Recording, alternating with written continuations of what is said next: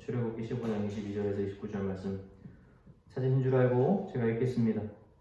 모세가 홍해에서 이스라엘을 인도하매 그들이 나와서 수르 광야로 들어가서 거기서 사흘 길을 걸었으나 물을 얻지 못하고 마라에 이르렀더니 그곳 물이 써서 마시지 못하겠으므로 그 이름을 마라라 하였더라.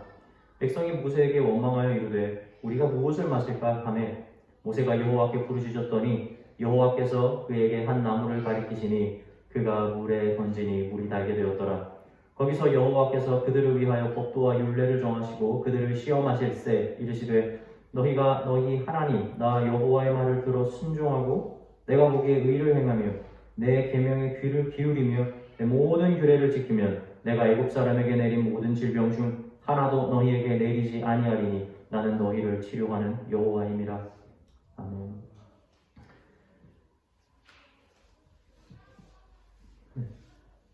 저는 종종 성경을 보면서 생각할 때가 있어요. 조금 아쉽다.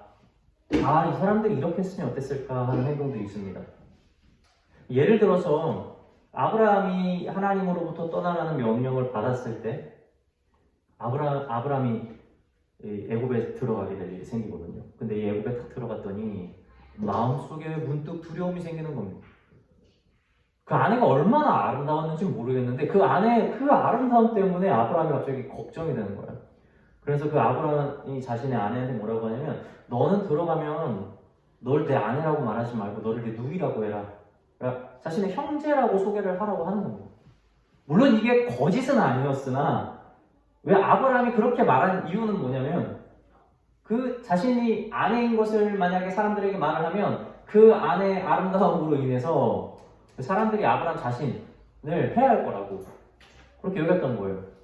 그래서 들어가가지고 나중에 정말 아브라함이 생각했던 것처럼 그 애굽 사람들이 그 아브라함의 아내를 보고 미모에 막 감탄을 합니다. 이 소문이 그 왕까지 들어가는 거예요, 애굽 왕한테. 그 결국에 애굽 왕이 이제 불러오지 않습니까? 그래가지고 이제 사라를 이제 사랑하려고 하니까 하나님께서 그 왕한테 아주 큰 벌을 내리는 거예요. 그 누가 잘못입니까, 이게? 아브라함이 자기 아내라고 소개를 했다면 왕이 그렇게 얘기하거든요. 네가 너의 아내를 아내라고 얘기했다면 내가 이렇게 왕궁 부르지 않았을 텐데 너 왜 나한테 거짓말했냐. 그리고 그냥 아브라함에게 그의 모든 소유를 줘서 다시 떠나보냅니다. 아브라함의 생명에는 해하지 않죠. 참 남자지만 참 멋없다. 자기 아내를 말해요. 나가가지고 너 내 아내라고 말하지 말라고. 만약 그 아브라함의 아내가 자기가 우리가 아니라고 이야기했으면 솔직하게 얘기했다면 아브라함은 어땠을까? 그렇다고 자기의 생명이 해함을 당했을까?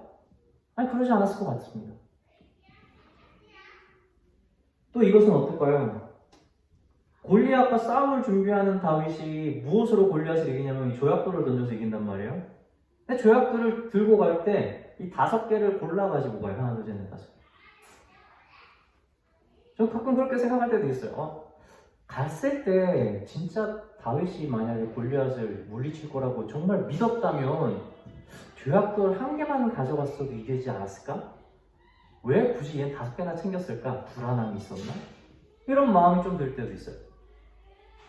나중에 다윗이 왕이 되고 나서 자신의 아들 반역 때문에 이제 그 나라를 피해서 도망가게 될 일이 생깁니다.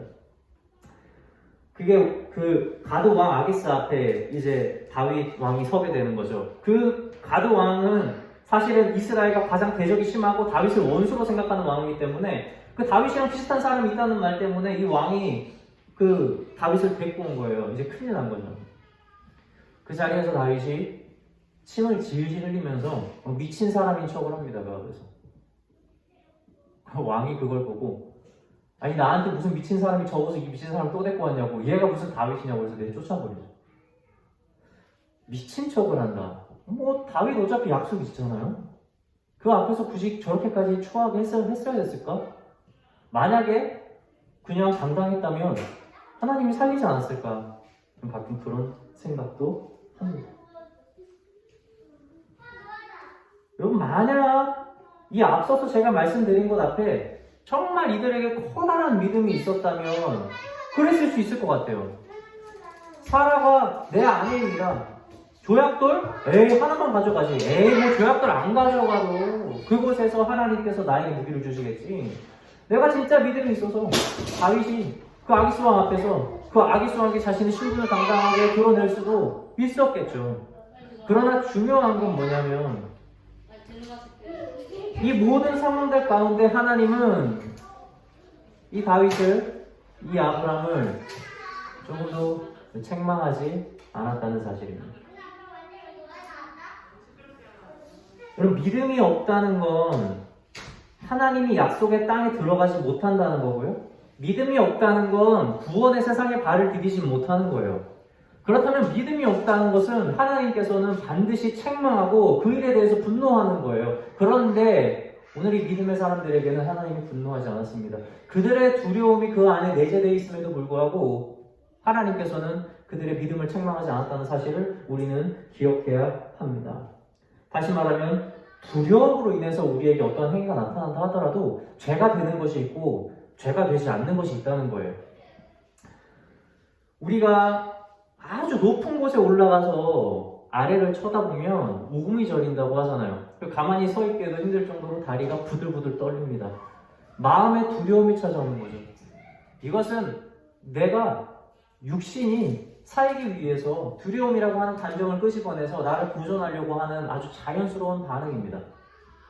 그러한 반응에 의해서 우리가 행동하는 것을 우리는 믿음 없다라고 쉽게 이야기해서는 안 된다는 거예요. 우리는 인생을 살다 보면 어려움이 닥치고 고난이 닥칠 때 그것을 보고 굉장히 빠르게 판단합니다. 그리고 나서 우리가 지금까지 해왔던 방식으로 그것을 해결해 보려고, 그것을 풀어보기 위해서 노력을 합니다. 내 머리에 기질을 발휘하는 거죠. 여러분, 이것은 믿음이 없다고 말하는 것이 아니라 그것은 자신의 지혜를 사용한다고 이야기를 하는 거죠. 그래서 이 두 가지를 분별을 하는 것은 우리의 마음에게 먼저 매우 중요합니다. 왜냐하면 우리는 만약에 우리가 우리의 방식대로 우리의 지혜를 사용을 하고 우리가 삶을 이끌어가는 우리의 능력을 쓰는데 이것을 믿음이 없다는 것으로 쉽게 단정 지을 때가 종종 있기 때문에 그래요. 여러분, 돈을 모으는 것은 진짜 지혜로운 일입니다. 이것은 격려할 만한 일이에요. 그러나 돈을 사랑하는 것은 죄가 되는 겁니다. 마찬가지로 자신의 삶에 찾아오는 문제와 어려움들을 내가 가지고 있는 방식대로 나의 경험을 사용해서 그것을 풀려고 하는 것은 당연히 지혜로 우리가 우리의 삶을 인도하면서 우리가 나아갈 일인 거예요. 물론 그 일로 풀리지 않을 경우가 있겠으나 그때 하나님은 우리가 의지할 힘이 있는 것이, 여러분, 우리의 방식이 완전히 사라지는 건 아니라는 거예요. 여러분, 이건 지혜로운 겁니다. 그러나 우리가 우리의 삶이 가야 할 방향을, 우리의 목적지를 우리가 스스로 결정하고 나아가는 건 여러분 죄가 된다는 거예요. 이처럼 같은 두려움이더라도 여러분 같은 두려움이 아니라는 겁니다. 믿음이 있는 것이 있고 믿음이 없는 것이 있어요. 하나님에게 책망받지 않는 일이 있고 하나님께 책망받을 일이 있다는 겁니다. 오늘 본문 말씀에 보면 굉장히 사실은 이 이스라엘 백성들의 상태가 저는 이해가 갑니다. 우리가 이 상황을 이해하기 힘든 이유는 사실은 이제 막 홍해를 가르고 그 자신들을 쫓아오는 애국 백성들이 다 물에 빠져 죽은 상황을 보고 며칠 뒤거든요. 그 이 사람들이 며칠 동안 물을 마시지 못했냐고 나오냐면 딱 3일 마시지 못했다고 그래요. 여러분, 저는 딱 3일이라고 얘기했지만 전 3일 동안 참았다고 생각을 합니다. 얼마나 목말랐을까요? 여러분, 물 없이 3일을 살아보셨어요? 이거는 정말 어려운 일인 거예요. 그래서 이스라엘 백성들이 오늘 본문 말씀처럼 하나님한테 불만하고 뭐라고 표현이 나왔었죠? 원망한다고 나오잖아요. 그렇죠? 이렇게 원망했다고 말씀이 나와요. 우리가 더 나아가서 16장에 가면 얘네들이 또 비슷한 잘못을 하나 합니다. 뭐냐면 한번 읽어볼게요. 16장 형용 펴고 계신다면 제가 읽어드릴게요. 16장 1절부터 이스라엘 자손의 온 회중이 엘림에서 떠나 엘림과 시내산 사이에 있는 신광야에 이르니 애굽에서 나온 후 둘째 달 15일이라. 이스라엘 자손 온 회중이 그 광야에서 모세와 아론을 원망하여 이스라엘 자손이 그들에게 이르되 우리가 애굽 땅에서 고기 가마 곁에 앉아있던 때와 떡을 배불리 먹던 때에 여호와의 손에 죽었더라면 좋았을 것을 너희가 이 광야로 우리를 인도하여 내어 이 온 회중이 줄여 죽게 하는도다. 16장에 나오는 원망이 하나님과 모세로부터 책망을 했습니다. 모세가 정확하게 지적을 해요. 너희가 이 원망을 나한테 하는 것이 아니라 너희가 하나님에 했다는 것을 너희는 기억해야 한다라고 정확하게 이야기를 합니다. 여러분, 15장의 원망과 16장의 원망이 뭐가 다를까요? 그래도 한 번은 용서해 주시는 하나님. 뭐 그렇게도 볼 수 있어요. 하나님의 자비는 늘 풍성하시니까요. 그러나 근본적으로 다른 자세가 있죠. 그리고 3일 동안 물을 먹지 못한 이스라엘 백성들의 어떠한 투정인 거죠.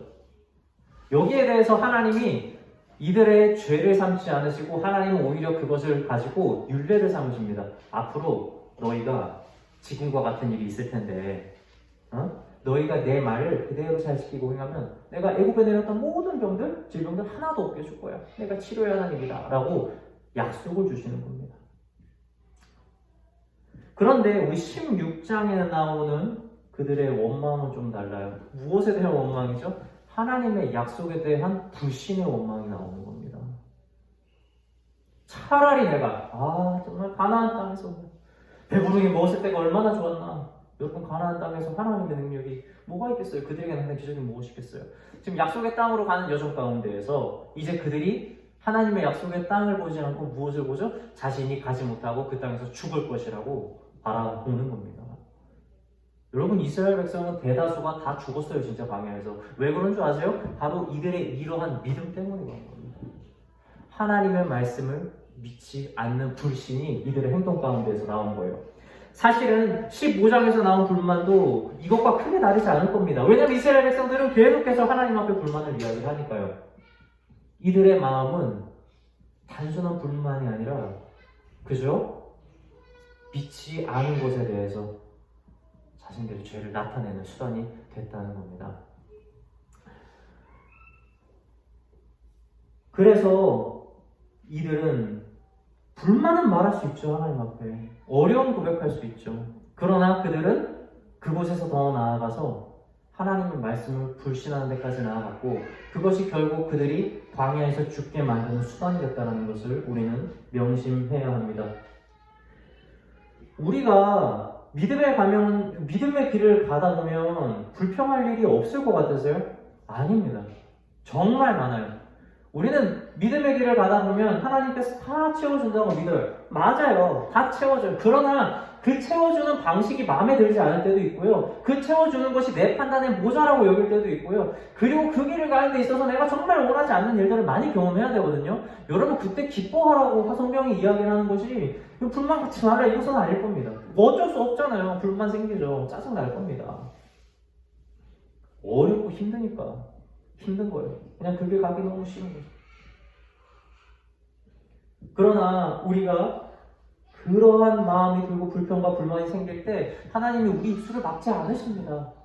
우리가 하나님의 자비하심을 얼마나 높다고 여겨야 되냐면 지금 이스라엘 백성들이 물이 없다고 투정을 했을 때 하나님이 이들에게 주는 게 책망이 아니라 물이었다는 사실을 기억하세요. 먹을 것이 없다고 투정하는 이들에게 벌을 내리지 않고 만나를 내리신 하나님을 기억해야 되는 겁니다. 끊임없이 이들의 요구에 하나님께서는 반응해 주신 거예요. 여러분, 우리가 어렵고 힘들다고 우리가 신앙 가운데에서 외치는 것도 여러분 굉장히 중요한 신앙이고요. 그 가운데에서도 하나님의 응답하심이 있다는 거예요. 그렇게 하나님의 자비가 크다는 거죠. 성경에서는 노아가 약 100년 정도에 걸쳐서 배를 만든 것을 이야기를 해요. 그래서 재밌는 건 그때 나오는 노아의 행위를 보면 하나님께서 명령만 하고 노아가 하나님한테 뭐라고 했는지 어떤 대화를 했는지 하나도 기록이 되어 있지 않습니다. 그 오랜 시간 동안 말이에요. 그러면 그때 성경이 지금 기록해서 집중하는 건 뭡니까? 노아가 말하는 게 아니라 노아가 결과적으로 한 행위를 이야기하는 거예요. 하나님의 명령을 받고 노아가 결과적으로 움직인 행동, 그리고 그것을 하나님이 귀한 믿음으로 봤다는 거죠. 여러분, 노아가 말이에요. 거의 약 100년 동안 이 방주를 지으면서 마음이 어땠을 것 같아요? 노아가 맨날 하나님을 경배하고 찬양하고 그랬을까요? 아니요, 성경은 그런 거 기록 안 했어요. 영화 중에서 옛날에 그 브루스 올마이트라는 후속으로 그 에반 올마이트라는 영화가 나왔는데 요게 그 남자 주인공이 하나님으로부터 명령을 받아가지고 뉴욕에서 그 노아의 방주를 만드는 내용입니다. 근데 제가 그 영화를 보지 않아서 내용을 잘 모르는데 그 예고편에서 그 노아의 역을 맡았던 그 사람이 하늘을 향해서 이렇게 외치는 것 같아요. 아니 하나님 진짜 물방울 몇 방울이라도 좀 뿌려주면 어디 덧납니까? 이렇게 외치는 거예요. 저는 그걸 보고 참 그때 당시에는 많이 웃고 재밌어 했는데 지금 생각해보면 노아가 진짜 그러지 않았을까 저는 생각해요. 만들면서 말이야. 너무 힘들고 하나님께서 보여주는 표징도 없고 시키기만 하니까 아마 하나님께 막 따지면서 이야기를 하지 않았을까? 그런데 중요한 건 뭐예요? 지금 성경이 기록한 것처럼 노아가 그 불만과 불평 속에서도 자신이 해야 될 일, 하나님께서 명하시는 그 방주를 짓는 일에 조금도 게으르지 않고 꿋꿋이 자신의 일을 끝까지 해낸 겁니다. 입술에 불만이 있든 상관이 없는 거예요. 여러분, 이처럼 우리가 믿음의 길을 가는 것도 그렇습니다. 어려울 수 있죠. 힘들 수 있죠. 넘어졌다고 불평할 수도 있어요. 그러나 그 길을 끝까지 벗어나지 않는 그것이 우리에게 있어야 되는 겁니다. 그럴 때 하나님은 우리에게 복을 주신다는 사실입니다. 우리는 믿음의 길을 가면서 정말 많은 어려움들을 예상해요. 아니 솔직히 말해서 누가 어떤 목사가 가르치면서 성도들에게 말씀 전하면서 믿음의 길이 쉽다고 얘기하는 목사 없을 겁니다. 그 길 가면 얼마나 많은 장애물이 있고 얼마나 예상치 못한 힘든 것들이 있겠어요? 그거 이야기 하잖아요. 다 알고 있어요. 그리고 그리스도인들도 고난이 얼마나 또 중요한지도 알고 있단 말이에요.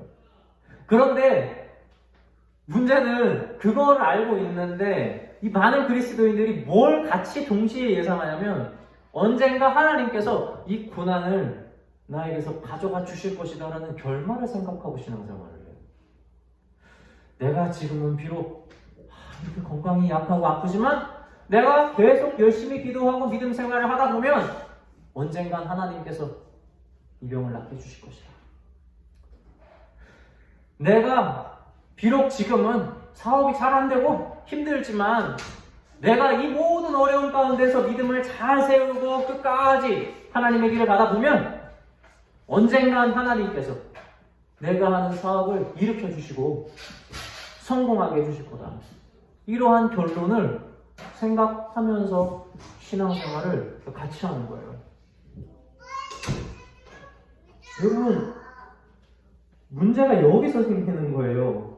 좀 죄송한 말씀이지만 솔직히 말씀드리면 사실 우리가 겪는 고난의 많은 문제들은요, 여러분이 믿음의 길을 간다고 해서 해결되지 않습니다. 하나님이 그거 약속 안 해주세요. 솔직히 말씀드리면 저는 오히려 더 신앙생활을 더 열심히 해서 본인이 가지고 있던 고난이나 어려움의 문제들이 더 극대화되고 거기에 덮친격으로 더 일이 생기는 것을 많이 보거든요. 여러분, 고난을 없애주신다는 약속 안 하세요, 하나님께서는. 우리의 신앙이 만약에 내가 겪고 있는 고난을 바라보면서 그것을 극복하기 위한 신앙으로 간다면 여러분, 이건 정말 위험한 신앙이 되는 겁니다.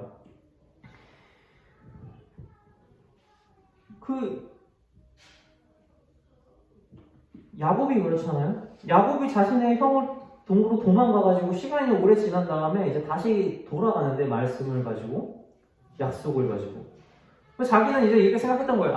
이 정도 지났고 하나님이 날 보내니까 이제 형이 날 용서하려나 보다 하고 이제 간 거예요. 그런데 천사를 먼저 보내가지고 천사에게 소식을 듣죠. 근데 어때요? 이 동생이 온다는 소식을 듣고 군대를 데리고 그냥 완전히 다 없애버리려고 자신의 형이 온 소식을 들은 거예요. 이 야곱이 난리가 난 겁니다. 그래가지고 이제 야곱강 건너기 전에 그 나루 앞에서 기도 씨름을 하는 거예요. 천사와 씨름을 하죠, 실제로.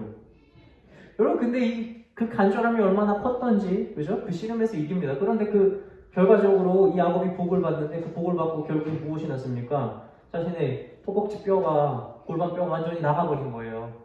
쳐버린 겁니다, 천사가 그렇게. 내가 지금 왜 기도했는데? 내가 형한테서 도망가려고 내가 지금 이렇게 기도했는데? 하나님께서 내린 축복이 뭡니까? 평생 동안 도망 못 가게 사는 삶을 만들어 버리신 거예요. 넌 그냥 저릇바리로 살아가요. 사실은 야곱이 그 이후로 진짜 도망 못 가고 사는 삶이 되는데 그 이후로 하나님이 얼마나 피난처를 많이 주시는지 몰라요. 그 복을 누렸죠. 그런데 이 야곱은 도망가고 싶었던 거예요. 자신의 형으로부터. 그것만 넘어가면 되는 거예요. 그러니까 그것만 붙들었던 거죠. 그런데 하나님이 주시는 복이 뭐죠? 형 앞에 완전히 넘어지게 만들어 버리는 겁니다. 그게 야곱에게 복이었던 거예요. 사도 바울이 하나님의 말씀을 전하는데 몸에 가시가 있는 겁니다. 이것 때문에 주님 내가 복음 전하는데 너무 걸림돌이 되잖아요. 이것 좀 없애주세요 라고 간절하게 3번 모아나 하나님께서 야, 네 은혜가 내게 족한 줄 알아라. 기도 거절해버리는 거예요. 야, 바울아, 너 네 몸에 가시가 있든 말든 그건 상관이 없는 거야. 그거 바라보지 말고 너가 받은 은혜가 얼마나 족한지 똑바로 쳐다봐. 이걸 얘기하고 있는 겁니다. 바울은 자기의 가시 때문에 자기가 할 일을 못한다고 생각했던 거예요. 하나님은 아닌 겁니다. 이건 아무것도 아닌 거예요. 우리가 눈앞에 닥쳐서 우리가 해결해야 된다라고 믿는 그 수많은 고난들은 사실 하나님이 이렇게 생각하신다는 겁니다. 야, 너 그거 앞에 있는 거 그거 아무것도 아니야. 그거 가지고 나한테 기도하지 마. 그걸 해결해야 너의 삶이 편해지는 게 아니야. 너의 삶이 그걸 해결해야 나와 동행하는 게 아니야. 라고 어쩌면 주님이 얘기하고 있지 않는지 우리는 돌아봐야 한다는 거예요. 여러분, 육신의 고난은 하나님 입장에서 그렇게 중요하지 않습니다.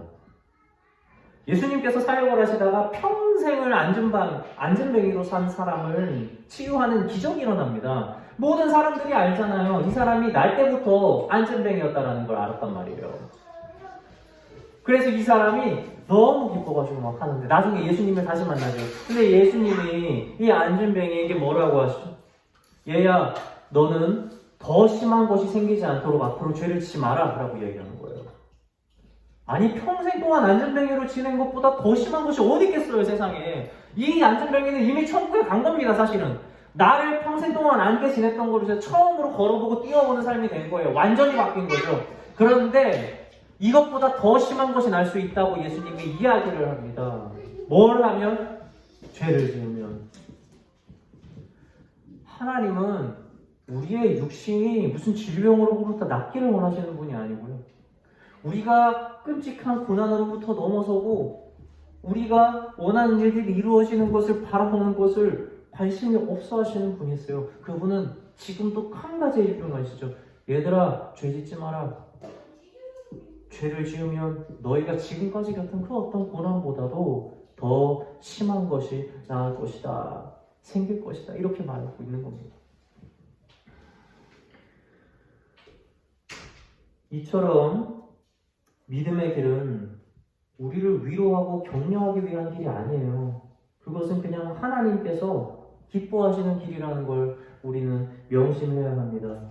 그래서 그 길 위에 있는 고난을 당할 때 비록 아프고 긴장이 막 되고 그리고 입에서 불만이 쏟아질지라도 여러분, 사실은 그 고난들조차도 우리 주님께서 나에게 주신 하나의 선물이라고 받아들일 수 있는 그러한 자세가 필요하다는 거예요. 그렇게 고난을 나의 것으로 그대로 받아들이고 그리고 그 고난의 삶의 일부로 받아들이는 것, 여러분, 여기에 희망이 있습니다. 그래서 믿음의 길을 벗어나게 하는 가장 큰 유혹이 어디서 오냐면 우리가 고난을 바라보는 시선에서 옵니다. 마귀가 믿는 자들을 넘어뜨리는 가장 좋은 방법이 뭔지 아세요? 내가 겪고 있는 일 있잖아요. 내가 어려움을 당하고 있는 일을 그대로 계속해서 쳐다보게 만드는 거예요. 내 마음이 거기서 벗어나지 못하게 만드는 거죠. 그래서 내 입술에서 나오는 기도가 여기에 매이도록 만드는 거예요. 이것이 있어서 내가 뭘 못한다라고 생각하게 만드는 게 여러분, 마귀가 제일 좋아하는 거예요. 믿는 자들을 하나님의 역사를 못하게 묶어버리는 거죠. 그것이 바로 우리가 고난을 계속해서 바라보도록 만드는 겁니다. 이렇게 될 때 우리의 기도의 온전한 목적은 딱 한 가지인 거예요. 아, 주님, 진짜 이것만 벗어나주세요. 이것이 벗어나는 것이, 내가 고난을 벗어나는 것이 기도의 응답인 거예요. 여러분, 여기에서 마음이 해방되지는 못하는 겁니다. 제가 예전에 호주에서 사역을 할 때 교회에서 서로 고발하는 사건이 일어나면서 정말 많은 어려움을 겪었어요. 그때 제가 한 4달 정도 전 원래 청년 사역자였는데 강단에 서서 설교를 해야 되는 일이 있었습니다. 그때 마음이 얼마나 힘들었는지 모릅니다. 설교를 하는데도 이게 파가 갈려가지고 나뉘어가지고 있으니까 설교 예배 시작하기 전에 싸우고 끝나면 싸워요. 그걸 보고 있으니까 마음이 정말 찢어질 것 같은 고통이 있는 겁니다. 제가 한 2달 정도 예배를 드리면서 인도하면서 정말 예배 드리기 전에 얼마나 내가 마음이 치면서 하나님 기도해 준 거예요. 주님, 제가 뭘 그렇게 잘못해서 날 이 자리로 세웠냐고. 내가 지금 사람들 앞에 서서 말씀을 전해야 되는데 내가 피투성이가 돼서 내가 전할 힘이 없다고. 주님, 이건 아닌 것 같습니다. 내가 이 자리에 설 수 있도록 내가 뭘 변하는 건 아니더라도 제 마음이라도 좀 회복시켜 주세요라고 많이 기도했어요. 저는 사실 마음이 상처가 되면 강단 앞에 못 쓰거든요. 제가 토요일 날이랑 주일 아침 삶이 그래서 너무 중요해요. 내가 말씀을 못 전해요. 제 마음이 피투성이가 되면. 그게 너무 그게 힘든 거예요. 근데 그때 하나님이 예배를 준비하는데 저한테 마음을 주시는데 이렇게 하죠. 정민아, 네가 나를 사랑하지 않는다. 무슨 말씀이세요? 내가 당신을 사랑하지 않는다. 내가 지금까지 어떻게 왔고 내가 이 자리에 어떻게 섰는데 내가 지금도 왜 말씀을 전하는데 어떻게 그런 말씀을 하시냐. 그런데 주님이 그 마음을 주시더라고요. 내가 우리 주님을 처음 사랑했던 그 마음을 지금 품고 있지 않구나라는 것을 보게 해주시더라고요. 주님을 바라보지 않고 내가 계속 내 마음에 집중하는 거예요. 내가 상처받고 내가 찢어지고 내가 회복되지 않는 거예요. 내 신앙말이에요. 여기서 내가 눈을 돌이키지 않고 하나님을 바라보면서 감사를 못한 겁니다. 몇 달 동안. 그게 얼마나 죄송했는지 몰라요. 주님, 그냥 회개를 했습니다. 정말 죄송해요. 주님, 제가 당신께서 베푸신 은혜가 부족하지 않고 내가 오늘 죽어도 되는 삶인데 내가 마치 부족한 것처럼 내 마음에 오는 고능만 보고 살았어요. 주님, 회개합니다. 죄송합니다. 그러고 강단에 올라가서 드디어 기쁨으로 제가 설교를 하게 됐습니다. 여러분, 고통, 고난 못 벗어나요. 하나님 그거 안 없애줍니다. 근데 그걸 넘어가는 방법이 딱 한 가지가 있더라고요. 그것이 무엇이겠습니까? 지금 저희 막내가 정말 이 탐심이 많아요. 이 먹는 것에 대해서. 얘가 제일 좋아하는 음식은 지금 옆에 있는 사람이 먹고 있는 음식이에요. 그게 얘한테 제일 좋은 음식이에요. 제가 일을 마치고 저희 어머님 댁에 가가지고 이제 밥을 먹을 때가 많이 있는데, 그럼 이제 가서 이제 밥을 먹을 때 소리가 있으면 옆에 와가지고 앉아서 자기한테 밥을 달라고 그래요. 그럼 저는 얘가 밥을 아직 안 먹은 줄 알고 탁 줍니다. 나중에 알고 보면 엄마가 와서 한 번 또 옆에 와서 먹고, 할아버지가 앉았을 때 할아버지 옆에서 한 번 또 먹고, 또 제가 앉으니까 제가 옆에서 또 먹는 거예요. 그렇게 먹는 욕심이 많은 아이예요. 그런데 이 아이가 너무 먹는 것을 좋아하니까 제가 이 아이 파악하기가 쉬운 거예요. 그래서 얘가 가끔씩 어디 가다가 넘어지거나 아니면 언니들이랑 막 싸워가지고 얘가 울 때가 있잖아요. 그때 이 아이에게 이렇게 얘기를 해요. 야, 일로 먹어. 그러면 얘가 막 울다가 이래요. 먹을까? 그럼 막 쫓아옵니다. 그럼 주방으로 가면 그냥 가서 딱 앉아있어요. 울음을 멈추는 거예요. 안 아프겠어요? 넘어져서? 무릎이 까이고 발가락이 찢기고 언니한테 맞아가지고 아픈 게 없어졌겠어요? 아니요. 그 아픔을 바라보는 눈으로부터 자신이 진짜 좋아하는 것으로부터 눈을 돌리니까 이제 그것이 기억이 나지 않는 거예요. 그것이 잊혀지는 거죠. 여러분, 복음에서 일어나는 치유는 이런 겁니다. 내가 가지고 있는 힘든 게 없어질까요? 없어지지 않아요. 여러분이 신앙생활 잘하면 주변 사람들 바뀔 것 같으세요? 안 바뀌어요. 여러분이 일하면 다 성공할 것 같으세요? 택도 없습니다. 안 그래요. 그런데 기쁨이 멈추지 않아요. 내가 사랑하는 그 예수 그리스도가 나와 함께 하시는 걸 내가 바라볼 때마다 내 삶에서 내가 가지지 못한 것, 나의 어려움이 눈에 보이는 것이 아니라 그 주께서 베푸시는 그 구원의 은혜가 나를 감격해 한다는 겁니다. 그것이 우리를 살게 하는 거고 그것이 그리스도인들의 삶을 만들어 간다는 사실입니다. 사랑하는 성도 여러분, 말씀을 마치고자 합니다. 어렵고 힘들어도 여러분 얘기하세요. 짜증나고 힘들다고 얘기하십시오. 불평불만해야죠. 또 그럴 때 주님이 들어주시잖아요. 그런데 그 불평불만 속에서도 절대 여러분 하나님을 바라보는 시선으로부터 눈을 돌리지 마십시오. 많은 믿음의 조상들이 하나님께 불만을 안 한 게 아니에요. 두려움이 없었던 게 아닙니다. 그러나 우리 주님이 함께 계시니까 내가 그 길을 간다. 라고 해서 끝까지 그 믿음의 길을 벗어나지 않고 그 하나님께서 약속하신 그 약속의 결과의 열매를 먹으면서 살았던 사람들이라는 사실입니다. 저와 여러분들은 이렇게 주님을 바라보는데 실패하지 않으며 비록 삶이 어려움과 고난이 많더라도 이것을 기쁨으로 승화할 수 있는 저와 여러분이 되시길 주님의 이름으로 축원합니다. 기도하겠습니다.